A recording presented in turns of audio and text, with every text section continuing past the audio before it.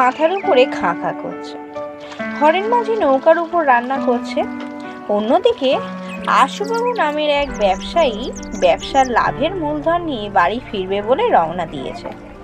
সেই খবর রঘু ডাকাতের কানে যায়। রঘু ডাকাত সেই ব্যবসায়ীর পিছু নেয়। আশুবাবু ডাকাতদের হাত থেকে বাঁচার জন্য ঘাটের কাছে হরেন মাঝির নৌকার আড়ালে লুকিয়ে থাকে। এই বেটা হরেন, তুই এখানে পুঁটলি নিয়ে কোনো ব্যবসায়ীকে আসতে দেখেছিস? না বাবু, আমি কাউকে দেখতে পাইনি। এই হরেন, আমার কাছে মিছা কথা বলে কোনো পারবি না। এই তোরা রাখতো নৌকার ভিতরে খুঁজে রাখতো।